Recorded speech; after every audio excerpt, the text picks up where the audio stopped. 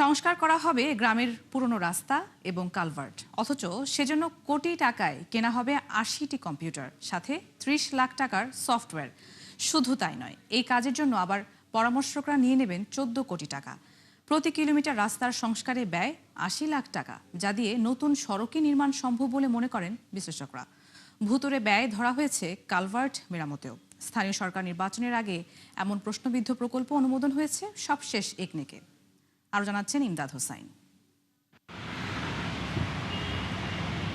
স্থানীয় ও জাতীয় অর্থনীতিতে বড় অবদান থাকলেও যোগাযোগ ব্যবস্থা এবং প্রয়োজনীয় অবকাঠামো থেকে পিছিয়ে গ্রামীণ অঞ্চল, বিশেষ করে দুর্বল রাস্তাঘাটের কারণে পোহাতে হয় সীমাহীন ভোগান্তি, যা আরও চরম আকার ধারণ করে বর্ষা মৌসুমে।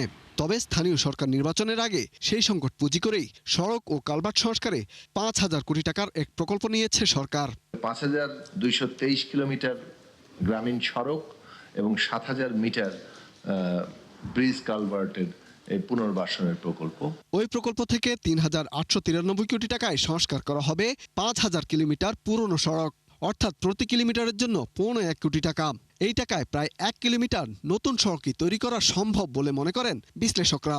আরও ভয়ঙ্কর তথ্য হলো, প্রতি ১০ মিটার কালভার্ট মেরামতের জন্য ব্যয় ধরা হয়েছে ১.৫ কোটি টাকা।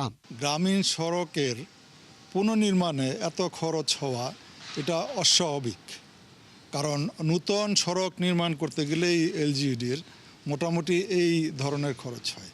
সেই জায়গাতে পুনর্নির্মাণের জন্য একই ধরনের খরচ, এটার ভেতরে বড় রকমের একটা দুর্নীতির সুযোগ তৈরি হয়ে যায়। এখানেই শেষ নয়, গ্রামের রাস্তা মেরামতের জন্য বায়না ধরা হয়েছে কোটি টাকার ৮০টি কম্পিউটার কেনার, আছে ৩০ লাখ টাকা ব্যয়ে সফটওয়্যারের প্রস্তাব। এই ধরনের কাজ অন্য ঠিকাদার দিয়ে করানো হলেও প্রকল্পের জন্য কেনা হচ্ছে ৬৪টি রোড রোলার, যাতে ব্যয় হবে ৭৭ কোটি টাকা। রয়েছে ৪ কোটি টাকার মনোহারী সামগ্রী, ১৪০টি মোটরসাইকেল, ২টি জিপ এবং মোটরযান পরিচালনা বাবদ ৩.৫ কোটি টাকার আবদার। আর এসব কাজ দেখভালে পরামর্শকরা নিয়ে নেবেন ১৪ কোটি টাকা। সার্বিক বিষয় বিশ্লেষণ করে এই প্রকল্পে বড় শুভঙ্করের ফাঁকি দেখছেন সাবেক এই পরিকল্পনা সচিব। কম্পিউটার ক্রয়ের জন্য এত টাকা রাখা, প্রায় ১৫০ মতো কম্পিউটার ক্রয় করা যাবে, যে টাকা ধরা হয়েছে ১.৫ কোটির মতো টাকা ধরা হয়েছে। উপরন্তু প্রকল্প হলেই গাড়ি কিনবে, এই কালচার থেকে আমাদের বেরিয়ে আসতে হবে। কারণ সরকার শুরু থেকেই বলে আসছে যে অর্থ সংকট এবং কৃচ্ছ্রতা সাধন, এই কৃচ্ছ্রতা সাধনের যে নীতি সরকারের, এটা টোটালি তার বিরুদ্ধে যাচ্ছে।